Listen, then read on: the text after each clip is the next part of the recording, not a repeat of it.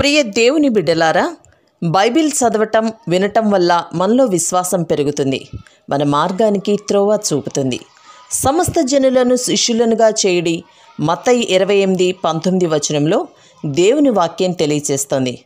Telugu బైబిల్స్ను RRK మూర్తి గారు research చేసి విశ్లేషణ చేసిన బైబిల్లోని ప్రతి అధ్యాయాలను వచనాలను వరుస క్రమంలో అనగా ఆదికాండం నుండి ప్రకటన గ్రంథం వరకు ఇవ్వబడుతుంది.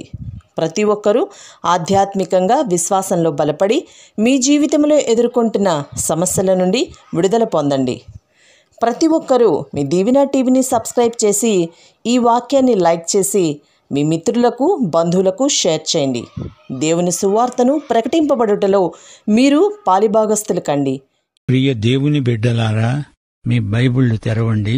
మన పాఠం మత్తయి సువార్త 20వ అధ్యాయం. సావధానంగా వినండి. 1 నుండి 16 వరకు. పరలోక రాజ్యము ఒక ఇంటి యజమానిని పోలి ఉన్నది. అతడు తన ద్రాక్ష తోటలో పనివారిని కూలికి పెట్టుకోవడానికి పొద్దున బయలుదేరి దినమునకు 1 దేనారము చొప్పున పనివారితో ఒడంబడి తన ద్రాక్ష తోటలోనికి వారిని పంపాడు. తరువాత అతడు దాదాపు 9 గంటలకు వెళ్లి సంతవీధిలో ఊరికే నిలిచి ఉన్న మరికొందరిని చూచి, మీరు నా ద్రాక్ష తోటలోకి వెళ్ళండి, ఏమి న్యాయమో అది మీకిస్తాను అని వారితో చెప్పగా వారు వెళ్లారు.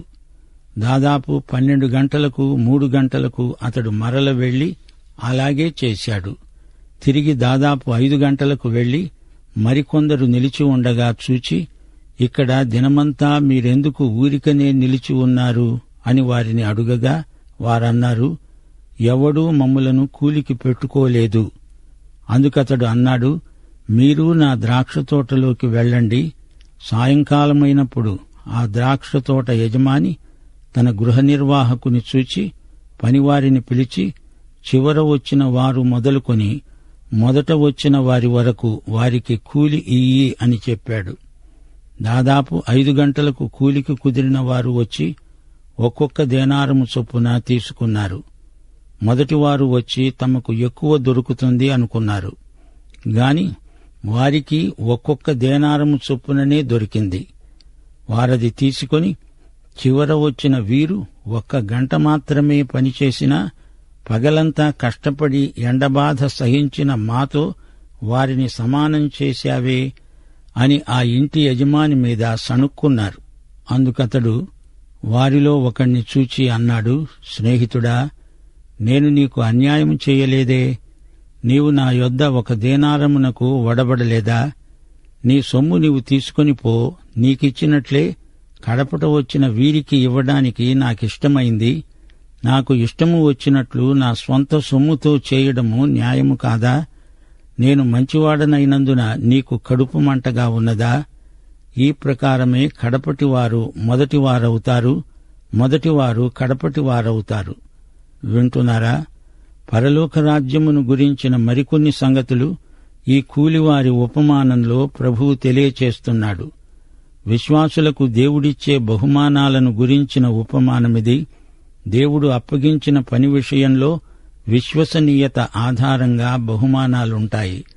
మొదటివారు కడపటివారైతే కడపటివారు మొదటివారవుతారు. పిలువబడిన వారనేకులు, ఏర్పరచబడిన వారు అందులో కొందరే. కూలివారికి రోజుకు 1 దేనారం ఇవ్వబడుతుంది. యూదుల కాలనిర్ణయం ప్రకారం ఉదయం 6 గంటలకు రోజు మొదలవుతుంది, సాయంకాలం 6 గంటలకు రోజు ముగుస్తుంది. 6, 9, 12, 3 గంటలకు పనివారిని నియమించటం జరిగింది. రోజు ముగింపు వరకు పనివారు అవసరమే. లేకపోతే వర్షం వచ్చి మర్నాటికి పంటంతా పాడైపోతుంది. నీవు మొదట వచ్చినా చిట్ట చివర వచ్చినా దేవుని దృష్టిలో అందరూ విలువైన పనివారే.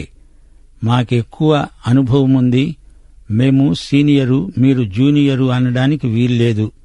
వీరికి ఎక్కువ గౌరవము, వారికి తక్కువ గౌరవము అంటూ ఉండదు. దేవుని రాజ్యములోకి నీవెప్పుడు వచ్చావు అని కాదు, అసలు వచ్చావా రాలేదా అని దేవుడు చూస్తున్నాడు. యువకుడుగా ఉన్నప్పుడు వచ్చావా, మధ్య వయస్కుడివా, వయోవృద్ధుడివా అని దేవుడు చూడడు. నీవెప్పుడు వచ్చినా బహుమానాల పంపకంలో ఎట్టి భేదము ఉండదు. ఎవరూ నిరుద్యోగులై ఉండకూడదని దేవుని చిత్తం. ప్రతి ఒక్కరికి పని, ప్రతి ఒక్కరి అక్కర కొలది జీతం. దేవుని దాతృత్వం, కనికరం ఇందులో కనపడుతున్నాయి. అందరూ పని సమానంగా చేయలేరు గాని జీతం సమానంగా పుచ్చుకున్నారు. మనిషి అక్కర దృష్ట్యా జీతం. చెయ్యగలిగినంతే పని చేస్తాడు, తినగలిగినంత తింటాడు. దేవునిది కృప. దేవుడిచ్చేది జీతం కాదు, బహుమానం. పనిచేసేవాని మనస్సును ప్రభువు గుర్తిస్తున్నాడు.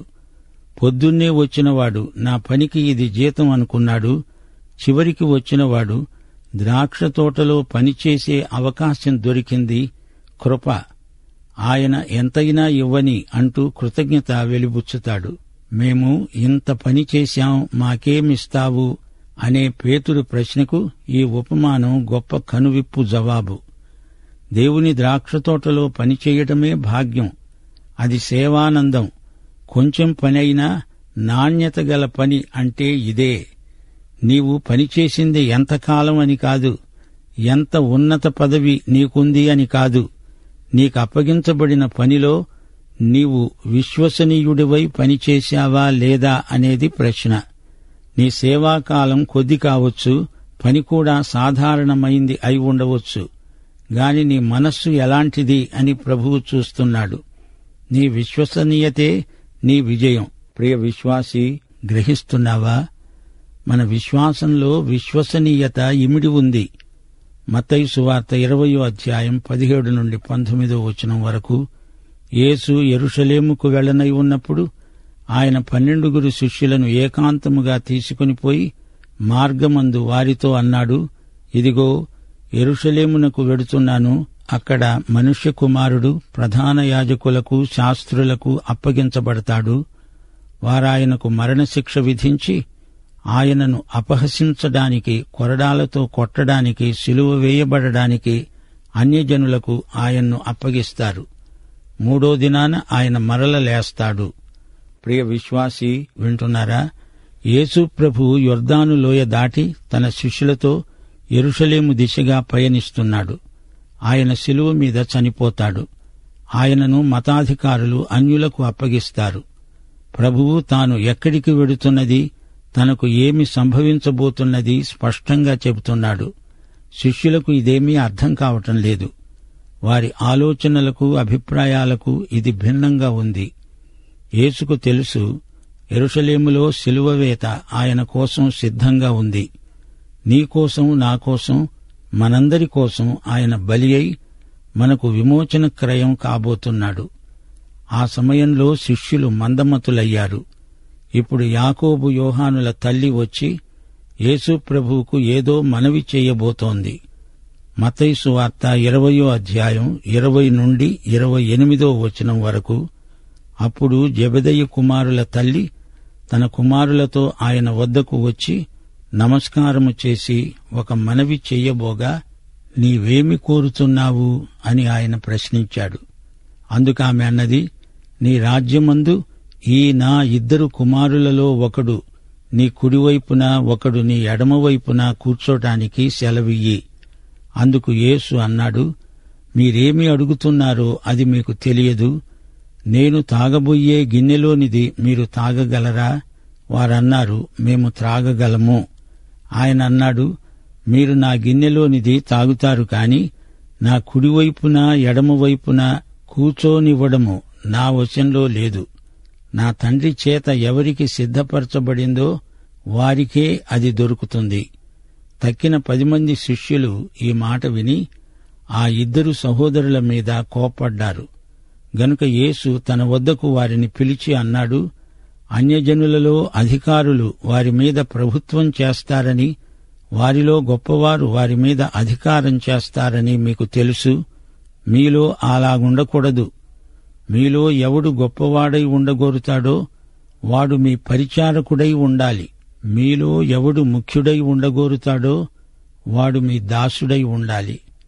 అలాగే మనుష్య కుమారుడు పరిచారము చేయించుకోటానికి రాలేదుగాని పరిచారము చేయటానికి, అనేకులకు ప్రతిగా విమోచన క్రయధనముగా తన ప్రాణమివ్వటానికి వచ్చాడు.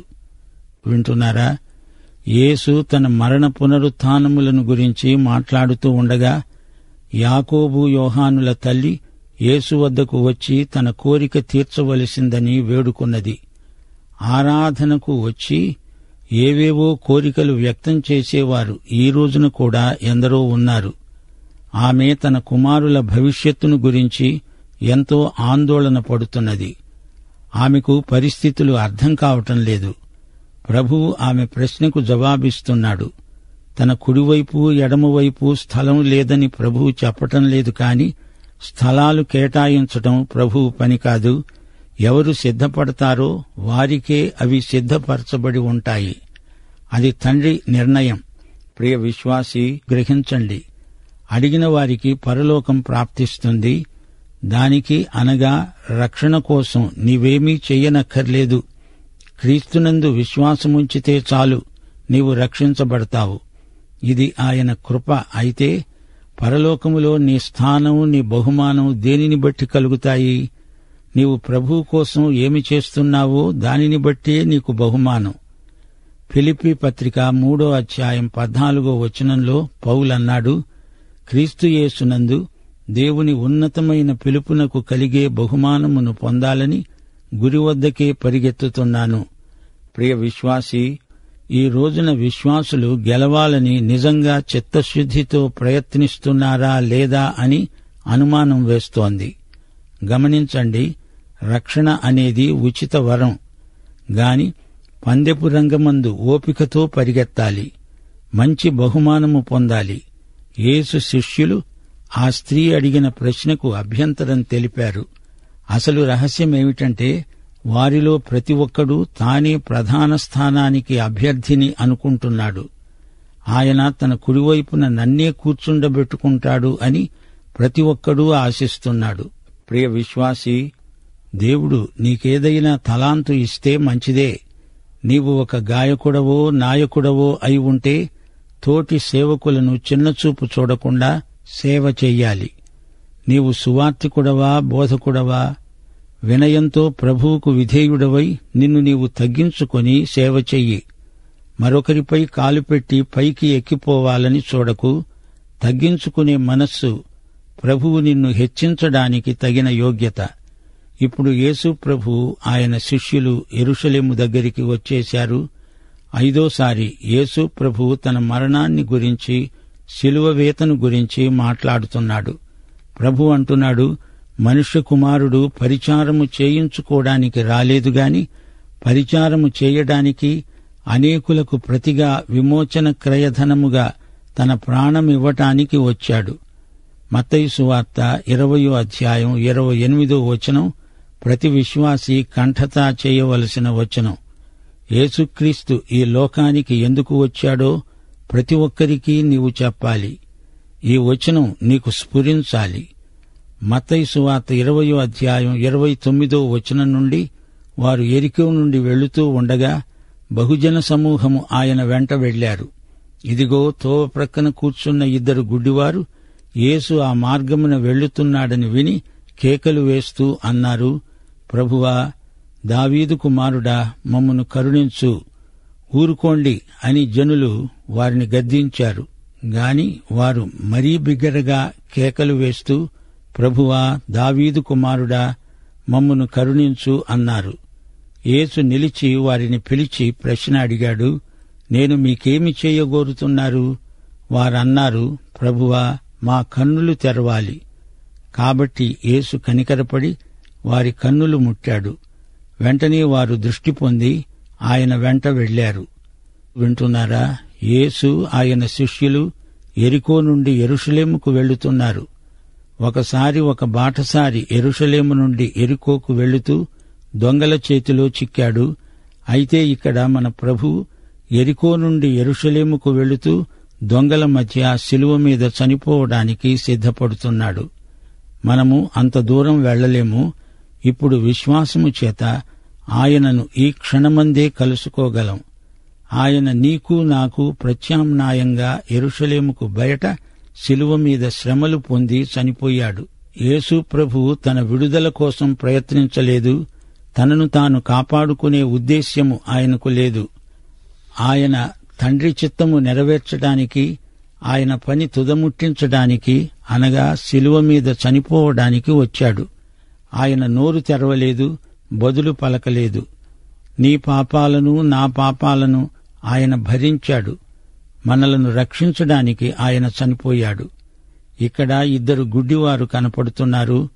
వారికి దేవుడు పెద్ద నోరిచ్చాడు. వారి నోళ్లు ఎవ్వరూ ముయ్యలేకపోయారు. వారి సంబోధన అర్థవంతమైనది. ప్రభువా, దావీదు కుమారా అంటూ కేకలు పెట్టారు. వారు యేసు ప్రభుత్వాన్ని గుర్తించారు. సురోఫెనీకయ స్త్రీ దావీదు కుమారా అని పిలిస్తే ప్రభువు పలకలేదు. గాని వీరు యూదులు. దావీదు ఎవరో వారికి తెలుసు. గొప్ప దావీదుకు అంతకంటే గొప్ప కుమారుడు యేసు. వారు యేసును దావీదు వంశీకునిగా గుర్తించారు. యేసు వారిని అడుగుతున్నాడు, మీకు నేనేమి చెయ్యాలి? వారు తమ అక్కరను చెప్పుకోవాలి. నీకేం కావాలో నీవే అడగాలి. రక్షణ కోసం ఆయన దగ్గరికి వచ్చారా? అయితే నేను పాపిని అని ఒప్పుకో. అది నీవు ఒప్పుకోకపోతే నీకు రక్షణ కలగదు. శిలువ నీకు అభ్యంతరమైతే నీకు యేసు రక్షకుడు కాలేడు. స్వనీతి అనే అత్తరు పూసుకొని సత్క్రియలు అనే యోగ్యతను తెచ్చి చూపితే అది చాలదు. మన మంచితనము ఎందుకూ కొరగాదు. మనకు ఎట్టి యోగ్యత, అర్హత లేదు. విద్య, జ్ఞానము, చదువు అనే రంగు నీ పాప స్వభావాన్ని మార్చజాలదు. పాపిగా ఆయన వద్దకు రా, ఆయనను రక్షకుడుగా స్వీకరించు. ఇద్దరు గుడ్డివారు ప్రభువును వేడుకున్నారు. మా కండ్లు తెరువు అని అడిగారు. ప్రభువు కనికరంతో వారి కండ్లు ముట్టాడు. వెంటనే వారికి చూపు వచ్చింది. ఆయనను వెంబడించారు. ఆయన శిలువ వైపు నడుస్తున్నాడు. ఈ అధ్యాయంలో ద్రాక్షతోట పనివారి ఉపమానం ఎంతో భావగర్భితమైనది. ఇది పనిని గురించిన బోధ కాదు. క్రియల ద్వారా మనకు రక్షణ కలగదు. బహుమానాలందామా? అందరికీ సమానంగా బహుమానాలు దొరకవు. అయితే పేతురు అడిగిన ప్రశ్నలో స్వార్థపూరితమైన వైఖరి వ్యక్తమవుతున్నది. పనికి మొదట వచ్చిన వారు తమకు ఎంత జీతం వస్తుందో మాట్లాడుకున్నారు. అయితే ఆ తరువాత వచ్చిన వారు ఎంత ఇస్తావు అని యజమానిని అడగలేదు. అదేమీ ఒప్పందం కాదు, వడంబడిక కాదు. యజమాని ఎంత ఇస్తే అంత. చేసే పని విషయంలో విశ్వసనీయత దేవునికి ఎంతో ముఖ్యం. మిగతా పనివారితో పోల్చుకోవద్దు. పిలిచినవాడు నమ్మకమైనవాడు గనక ఆయన నీకు తక్కువేమీ చెయ్యడు. ఈ అధ్యాయంలో మరో అంశం మనల్ని ఆకర్షిస్తోంది.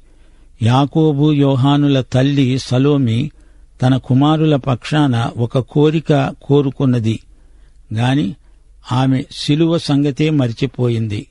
మహిమలోనికి వెళ్లాలంటే శ్రమలు పొందాలి. 1 పేతురు 5:10 తన నిత్య మహిమకు క్రీస్తునందు మిమ్మును పిలిచిన సర్వకృపానిధి అయిన దేవుడు కొంచెము కాలము మీరు శ్రమపడిన పిమ్మట తానే మిమ్మును పూర్ణులనుగా చేసి స్థిరపరచి బలపరుస్తాడు. నీవు సింహాసనము కొరకు ప్రార్థించనక్కర్లేదు. ఆయన కోసం శ్రమలు పడితే సింహాసనానికి అర్హులమవుతాము. సలోమి అడిగినట్లు యాకోబు హతసాక్షి అయ్యాడు. యోహాను పత్మసు ద్వీపంలో ప్రవాసి అయ్యాడు. ఇక మూడో ప్రశ్న, మీ ఎడల నేనేం చెయ్యాలి అని ప్రభు అడుగుతున్నాడు. పట్టు విడువక అడగాలి. అడగవలసిందని ప్రభు ప్రోత్సహిస్తున్నాడు. శ్రోతలు, హెబ్రీ పత్రిక 4:16 మనకు గొప్ప వచనం. మనకు అది ఆశీర్వచనం. మనము కనికరించబడి సమయోచితమైన సహాయము కొరకు కృప పొందునట్లు ధైర్యముతో కృపాసనము వద్దకు చేరుదాము. ప్రియ విశ్వాసీ, అభివృద్ధికాంక్ష ఉండడం మంచిదే కాని అది స్వార్థపూరితమై ఉండకూడదు. యేసు ప్రభువు శిలువను గురించి మాట్లాడుతుంటే వారు కిరీటాన్ని గురించి తలపోస్తున్నారు. శిలువ లేనిదే కిరీటం రాదు. చేదు పాత్రలోనిది తాగటానికి శిష్యులందరూ సిద్ధపడుతున్నారు. యేసుకు కలిగిన మనస్సు మనము కలిగి ఉండాలి. యాకోబు హతసాక్షిగా చనిపోతే యోహాను మౌన హతసాక్షిగా 100 సంవత్సరాలు జీవించాడు. రోమా రాజ్యమేలిన రోజుల్లో ఒక నాణెం ముద్రించబడింది. ఆ నాణెం మీద ఒక ఎద్దు బొమ్మ ఉంది. ఆ ఎద్దుకు ఒకవైపు నాగలి, ఒకవైపు బలిపీఠం, ఒకటి సేవ, ఒకటి హతసాక్ష్యం. పాఠం ఇంతటితో సమాప్తం. ప్రభు అయిన యేసుక్రీస్తు వారి దివ్యకృప, తండ్రి అయిన దేవుని పరమప్రేమ, పరిశుద్ధాత్మ యొక్క అన్యోన్య సహవాసము, సమాధానము మనకందరికీ సదాకాలము తోడై ఉండునుగాక. ఆమేన్.